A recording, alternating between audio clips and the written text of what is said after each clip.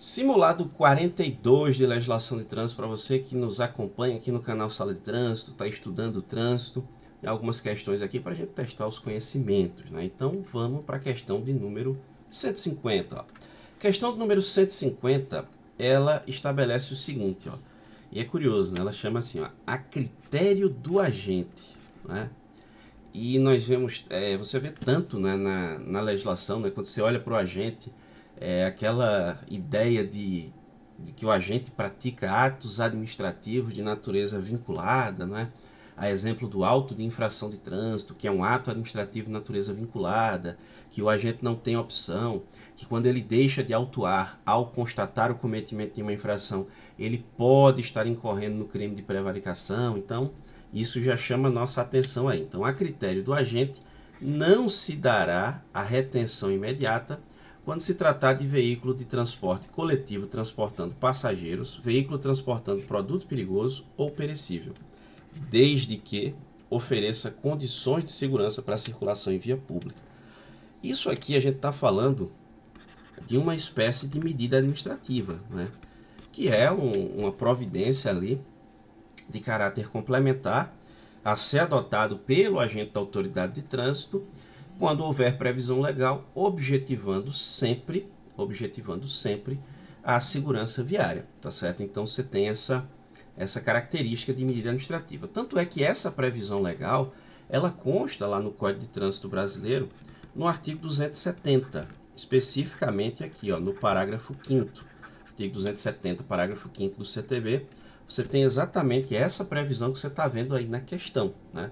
Ou seja, a critério do agente, nessas circunstâncias, não precisa ocorrer a retenção do veículo de forma imediata. Sei lá, tem um problema qualquer, de repente ali um para-brisa trincado, além dos limites permitidos pela legislação, né?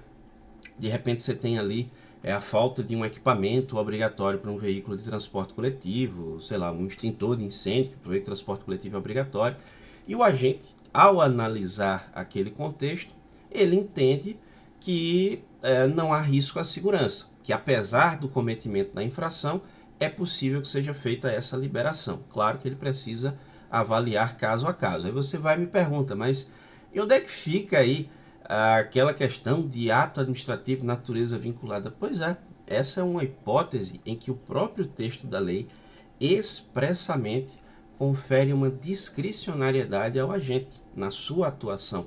Então o agente tem um ato discricionário aí, ele avalia, entendendo que há condição mínima de segurança. Perceba que mesmo sendo um ato discricionário, ainda existem limites ali para sua aplicação, tá certo? E ele entende que há condição de segurança, ele vai poder fazer essa liberação. Com isso, essa questão está correta, tá bom? Conforme essa previsão legal aqui que eu citei para vocês.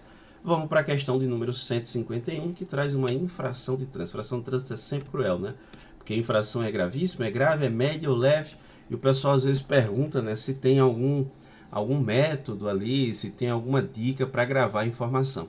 Eu até vejo o pessoal criar ali meio que fórmulas, dicas para tentar gravar isso.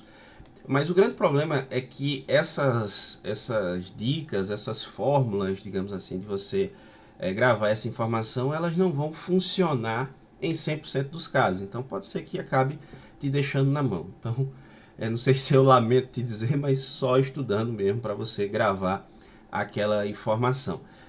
Mas assim, com o tempo, realmente, vendo essa questão de infrações, você vai se acostumando, você vai se habituando, entendendo quando a infração é leve, média, grave, gravíssima. É comum bater a dúvida às vezes, né? E essa, será que é grave? Estou na dúvida se é grave ou se é média. Vai lá, consulta e a informação vai ser fixada na sua mente aos poucos, tá certo? Então aqui é a infração por marcha ré. Transitar em marcha ré é infração, salvo se for na distância necessária a pequenas manobras, como por exemplo, você manobrar ali para fazer uma baliza, estacionar o veículo, colocar o seu veículo dentro de uma garagem, enfim. E desde que não cause risco à segurança, né? Recentemente eu até vi uma situação curiosa, né? Tive que parar o meu veículo na via porque um sujeito estava dando ré na esquina. Acredito que ele deva ter entrado errado na rua. Quando percebeu, para não ter que fazer o retorno, o que ele fez? Deu ré e começou ali a manobrar, né? Eu que vinha logo na sequência, tive que parar meu veículo porque o sujeito já estava voltando de ré ali na avenida, né? Isso é infração porque ele está colocando em risco a segurança. Apesar de parecer uma pequena manobra, mas veja, veículos transitando ali na avenida poderiam ter colidido com o veículo dele, né? E é uma hipótese aí até que você discute, né? A colisão na traseira, quem bate na traseira é sempre o errado. Bom, nesse caso, não me parece ser o errado. Claro que estou aqui, a grosso modo, a gente precisa ver os detalhes ali do fato para a gente entender e ver quem realmente deu causa, né? Porque aí nesse caso o sujeito está dando ré numa esquina. Pode ser que o outro também viesse numa velocidade incompatível com a via. Aí seria talvez uma hipótese de culpa concorrente. Enfim, casos e casos ali para a gente entender, né? Se realmente... era uma esquina que o cara que vinha numa velocidade compatível não tinha como ver um veículo dando ré, até porque tinha uma placa lá dizendo que a via ali não pode voltar ali, enfim. E é só sentido único tal, e aí do nada aparece o veículo dando uma ré, até numa velocidade maior. Bom, então, quem bate na traseira nesse caso não parece ser o culpado, né? Mas assim, como eu falei, são casos e casos, né? Cada caso desses tem que ser analisado com muito cuidado para a gente chegar numa eventual responsabilidade. Então, nesse caso aqui, olha, a infração da marcha ré, ela está prevista lá no artigo 194 do CTB. Essa infração, ela é de natureza grave. Vão ser registrados 5 pontos no prontuário do infrator, além de uma multa de R$ 195,23. Nesse caso, a resposta correta é a letra B, beleza? E vamos para a questão número 52 do simulado 42, que é uma questão sobre processo administrativo. Olha, o prazo para a expedição da notificação de penalidade, prevista no artigo 256 do CTB, lá tem o rol das penalidades, né? A exemplo da advertência por escrito, multa, suspensão do direito de dirigir, cassação da CNH, né, é de 180 dias. Se houver interposição de defesa prévia, será de 360 dias. Né? É importante que você saiba, né, que até um tempo atrás nós não tínhamos ali um prazo expresso na legislação para que a autoridade de trânsito fizesse a expedição de notificação de penalidade. Porque, veja, para você entender, houve a infração, o agente autuou, tá certo?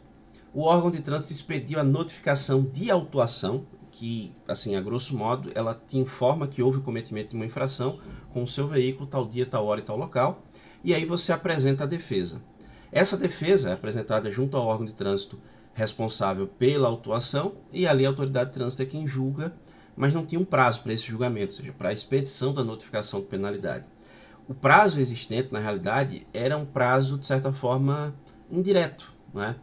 Esse prazo indireto, né, ele estava previsto na legislação de trânsito, numa lei lá, não estava previsto na legislação de trânsito, perdão, ele estava previsto em uma lei sobre processo, que é a Lei 9873 de 1999.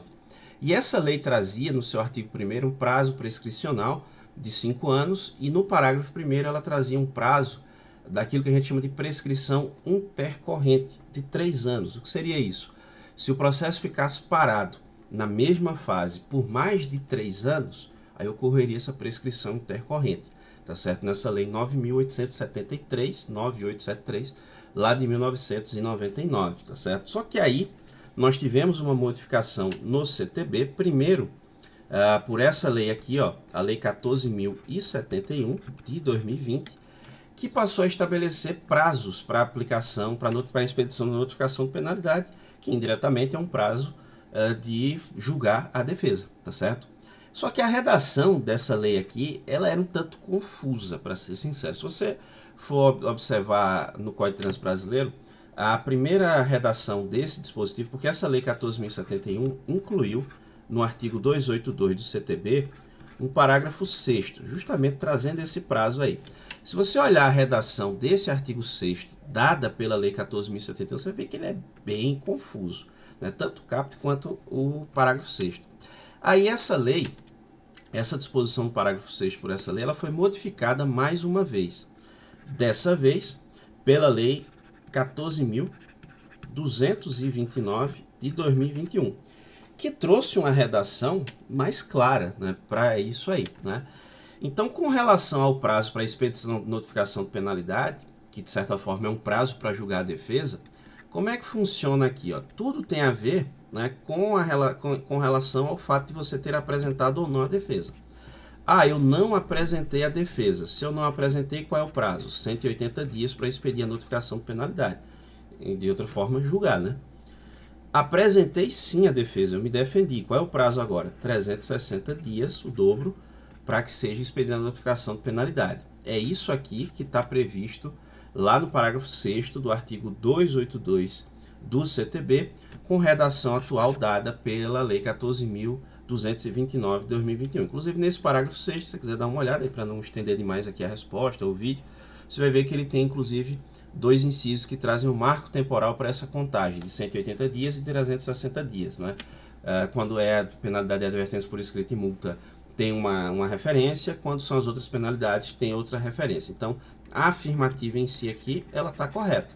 Ou seja, o prazo para a autoridade de trânsito expedir a notificação de penalidade, quando não houver defesa, apresentação de defesa, vai ser de 180 dias.